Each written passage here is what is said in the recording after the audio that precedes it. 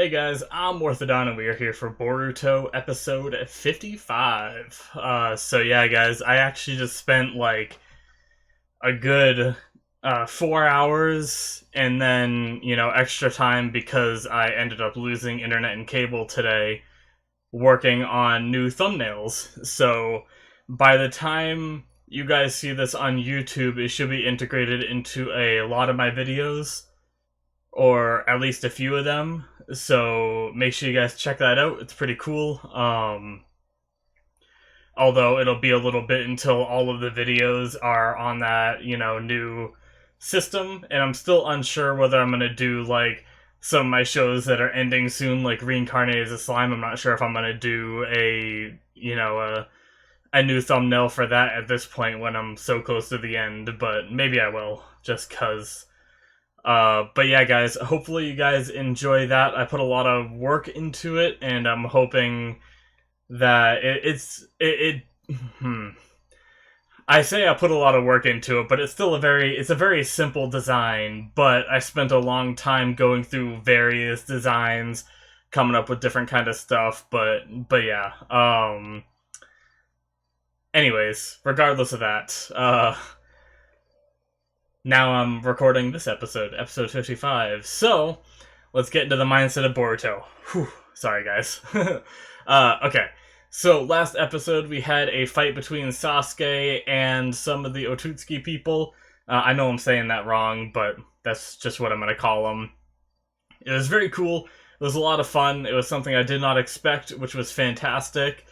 And then we had Boruto learning the Rasengan, which he got very, very close and then ended up taking the cheap way because he got, a little bit of bad news, and instead of working harder, he decided to cheat a little bit and go get a mechanical bracelet thing from the scientist guy that does it for him. And that scientist guy seems like he has evil intentions, or I had a theory of him being swapped by someone with evil intentions, because we had that one scene where there was like, someone evil behind him. And we know that Sasuke took him on as a student afterwards, but also noticed the wristband that he had on. So I'm very interested to see what's going to happen with Sasuke training Boruto. If I got any of the names mixed up, I apologize. I'm sure you guys know what I mean, though. And yeah, so let's just jump into this episode, shall we? Alrighty, guys, so like usual, there's going to be a Vimeo link down in the description. You guys can click that. It should be right at the top of the description. It should be the only Vimeo link there, so very easy. One click away brings you right to the reaction. As soon as you're done watching that, you can come back here and watch the discussion that will be immediately preceding this. So go ahead and click that link right now, guys.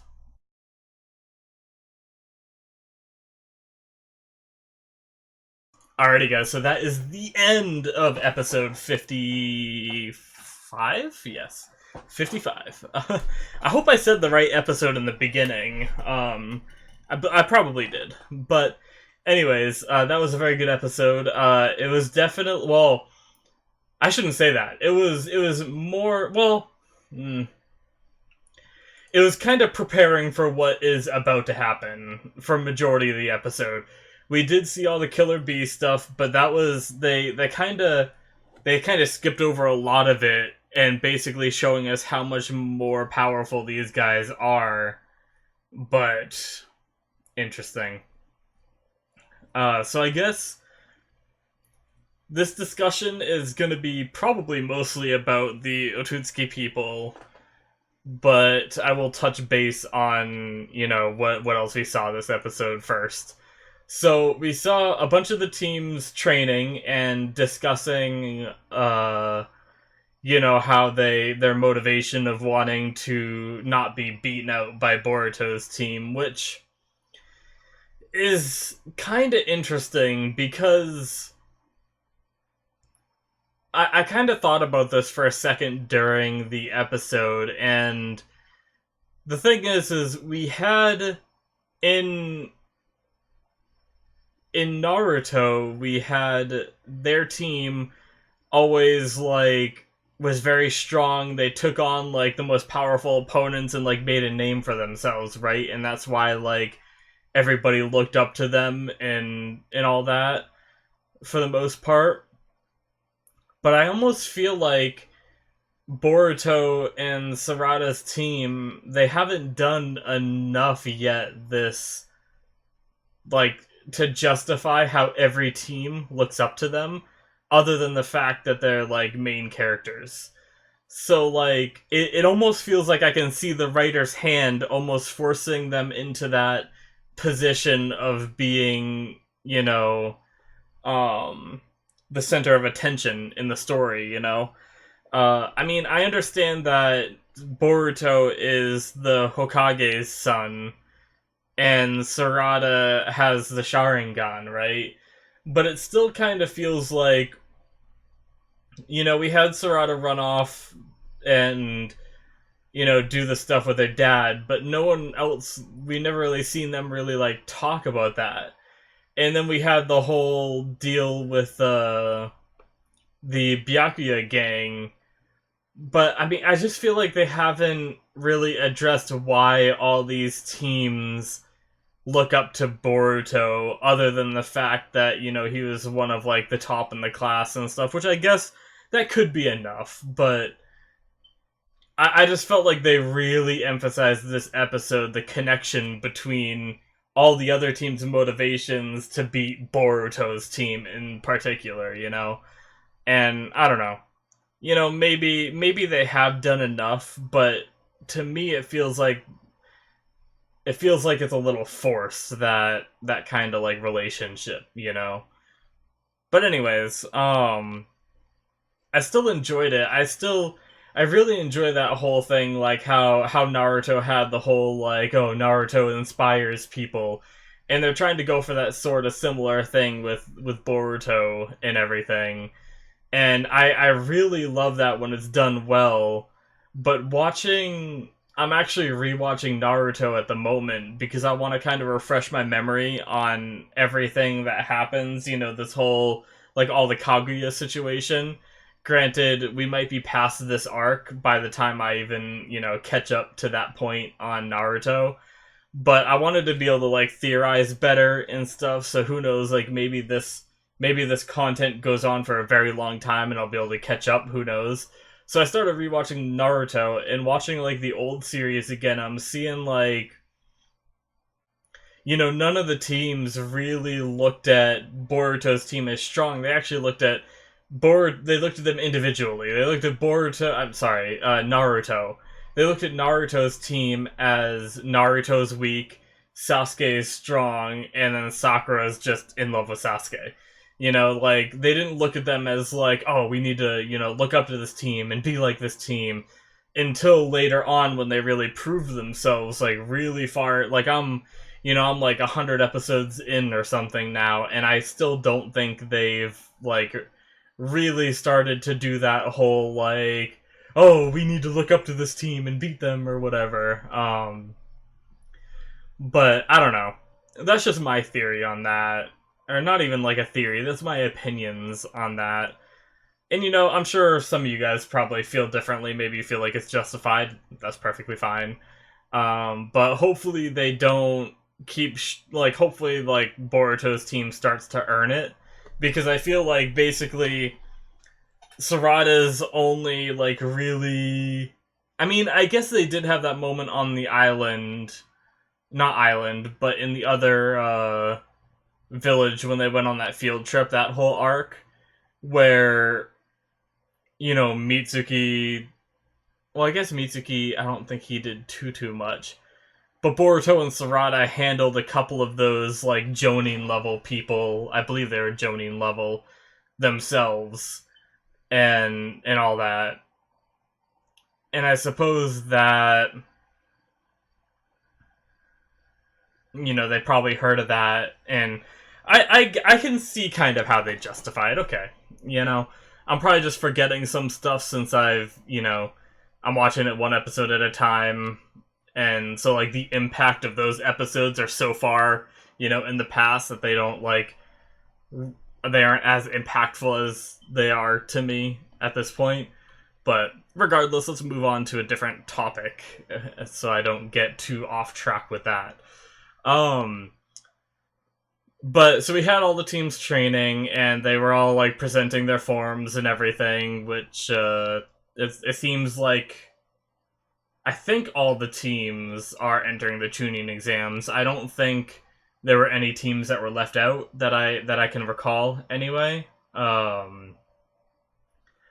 So we got all that established, and then we had Boruto training with his kunai, trying to bend it, and it seems like he managed to do the first step of the training without the use of the ninja tool. He even like tried it for a second, saw how good it was, and then went back to his normal training. So I am proud of him for that. I'm very happy that he is actually trying with his training more. And I was a little worried when Sasuke said, "Okay, the next step is bend it even more or whatever," and Boruto was like, "Oh no, I can't do that." And Sasuke said, use your head a little bit, and showed him one way, and he's like, "There's a bunch of different methods you could do it." And so trying to get him to think outside the box, but I was worried when I saw that. We haven't seen the outcome of that yet.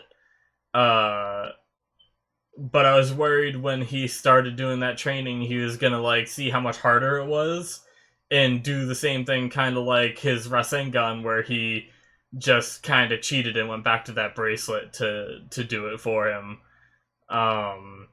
But we haven't seen that yet, but that's just my speculation that might be something he does, because, that seems to be Boruto's way. Well,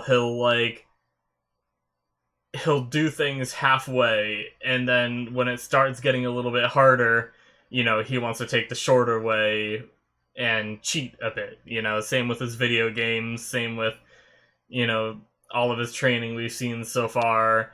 Same with, his wanting to beat his dad. He's just wanting to get information from Sasuke. That's, seems like the main reason he became Sasuke's student is to find out Naruto's weaknesses. But yeah, once again, Boruto with some motivations that I'm not really the biggest fan of, but I guess that also will give us some nice character development when he finally grows out of this, fit of his. And hopefully Boruto doesn't grow out of this fit of his about his dad if Naruto ends up dying because of these Otsutsuki people, and then Boruto finally realizes, oh no, maybe I should listen to my dad more. But I guess that would be a very good way to, trigger some, very quick character growth, as if Naruto dies. But leading into that conversation, we had the whole stuff with B this episode, where, and the Otsutsuki people, and they basically, it seems like what they do is they go to these planets and they grow the chakra fruit, and then when it's ripe, it seems like they take it back to wherever their home planet or their home dimension or whatever it is, and they give it to their clan. And I'm guessing somehow either the whole clan, eats from the fruit and becomes more powerful, or only, the leaders do, or something. There might be some kind of hierarchy, some kind of stuff there.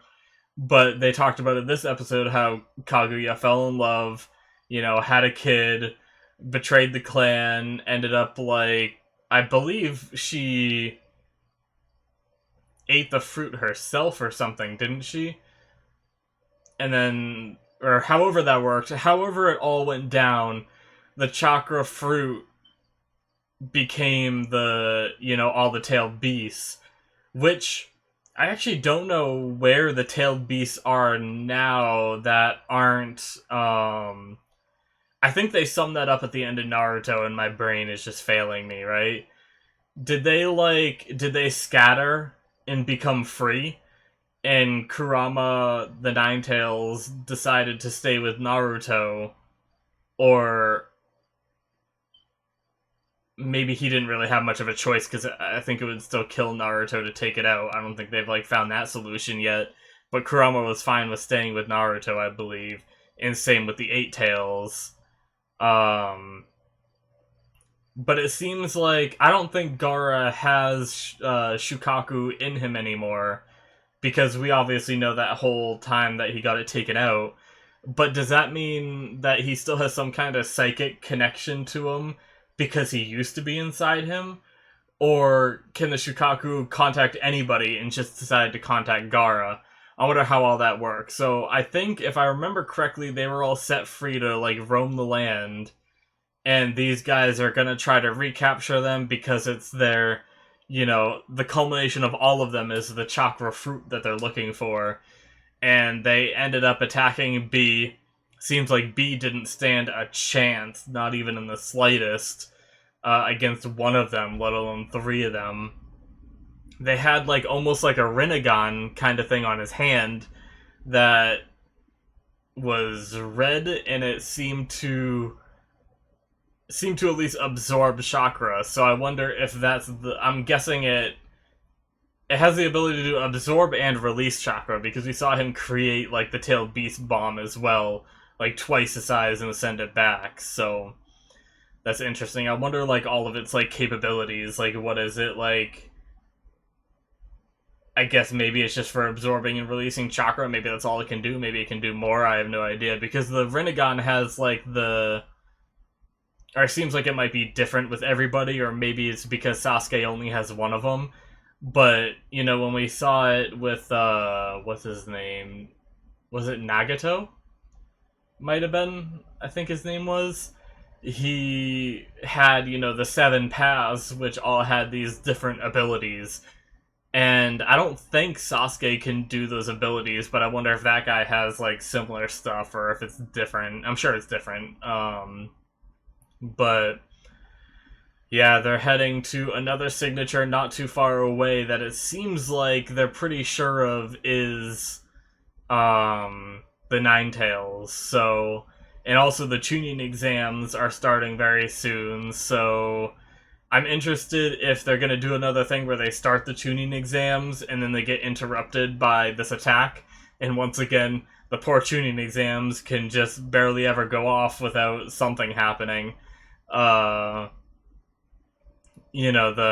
gonna get attacked, and either Naruto's gonna fend it off, or, Naruto's gonna die. Like, it's not like Naruto's the main character anymore. It's possible that he could die. So, I mean, like I talked about earlier in this discussion, that would be a huge character motivation for Boruto. And I kind of want to see what Boruto would be like after Naruto dies, if he does. But I also don't want Naruto to die, so I really hope that doesn't happen, But yeah, so it's very interesting, these like Otsutsuki people. I guess their goal is to just become more powerful and more powerful over many, many years. I wonder how long they live. There's a lot I want to know about them. I wonder if they're just from like another dimension. Are they from like another planet out in space? I'm curious how all that's gonna go down. Are we gonna deal with these 3 guys and somehow take them out? But like, are we gonna travel to their home dimension and take out the entire clan? Because obviously if these 3 fail, after a certain amount of time, they're probably going to send more, or send an army, if these 3 never come back. If someone, if Naruto or someone or an army of people on this planet managed to defeat them. So I imagine at some point in the story it's going to have to end up being, the whole Otsutsuki clan versus the Earth, essentially. And we're going to see, like, an all-out war, and I'm curious what that's going to end up looking like. But, since I don't know how I guess trying to like look at like the first episode where we had older Boruto with like those weird tattoos, and I don't know if it showed his eye, but I'm wondering if like the tattoos are somehow connected to his weird eye that we know he has now, like looking back at that first episode. And he was fighting against someone else that had the tattoos as well. So what I'm curious of is if Boruto was given this eye by Tonari, I wonder if Tonari also gave the eye ability to someone else as well, and that's gonna be like Boruto's antagonist at some point, like way down the line. And I wonder if that whole situation is gonna be before or after they deal with these Otutsuki people. I'm very curious about that, but you know that's looking in who knows how long of a future, and like way more than I could even try to predict right now. So I'm not gonna go too much into that, but yeah. Um, I don't remember if I said it or not in this discussion yet, but I don't. Well, I said it during the episode, I know, but I don't know if I said it in the discussion portion. I don't know if B is alive. He absorbed the tailed beast chakra, it seemed like, but whenever the tailed beasts were extracted from people before they died, so I mean, maybe somehow they could come up with a way that B survives. Whether it be like he somehow held on to a little bit of the chakra, or the way they extracted it was different than other extraction methods, and it kept him alive. I don't know, but there's also the chance that B is just gone, you know? And that's crazy to think about, that they brought him back this episode and he could potentially be dead this episode, or maybe we'll see him again, you know, once more to confirm his death, like people finding his body or something. Um, but that's crazy. And that was just, like I said, that was just one of the three. But we also saw Sasuke doing pretty good against one of them. But I don't know if that means that that one wasn't trying. This other guy is that much stronger. Or Sasuke is just that much stronger than B was.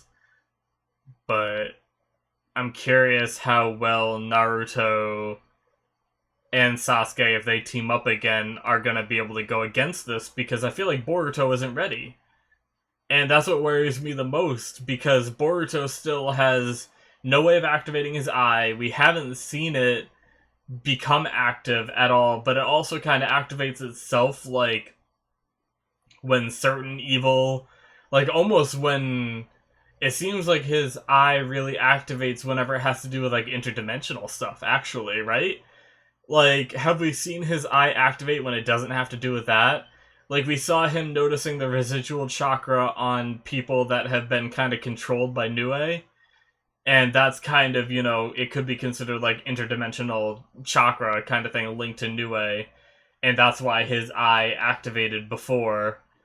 And have we... I can't remember if we've seen his eye activate since the Nue arc. But he's never been able to do it, like, on his own. I think it activated that one time that he talked to Tonari, but I think Tonari might have been the one that, like, triggered that. That could also be some kind of interdimensional thing.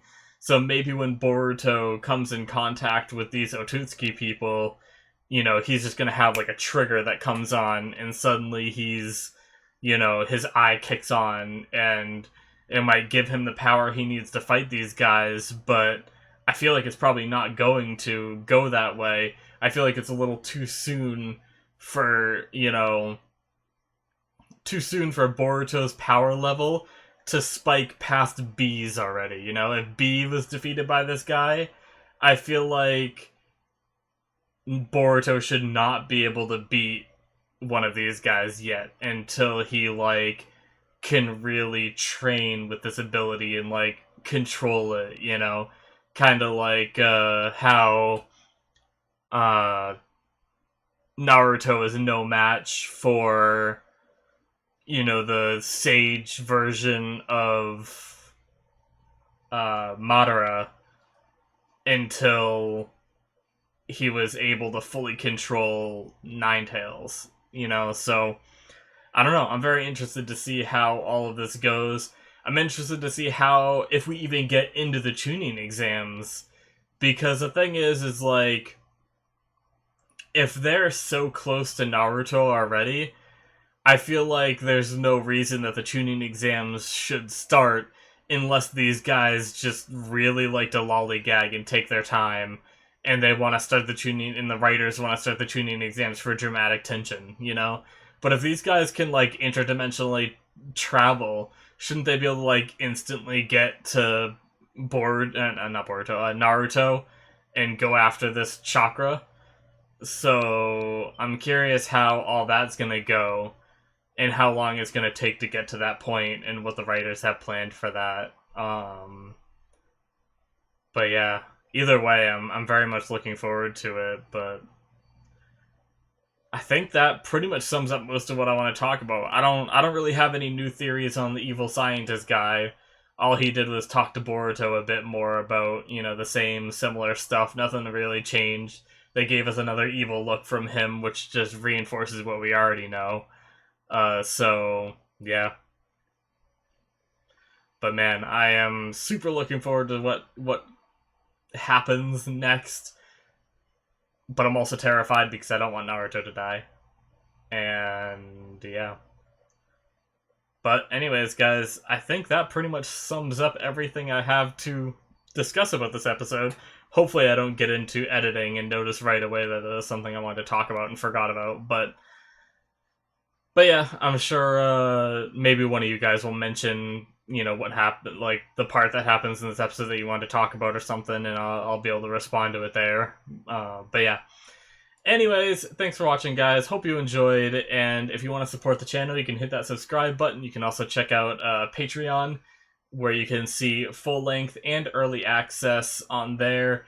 Yes, you have to, it costs money, but that money also supports me and what I do and helps me get things like, you know, right now I have the goal up there that helps me pay for the Vimeo, which allows me to upload all these episodes so none of them ever get taken down and everything for you guys.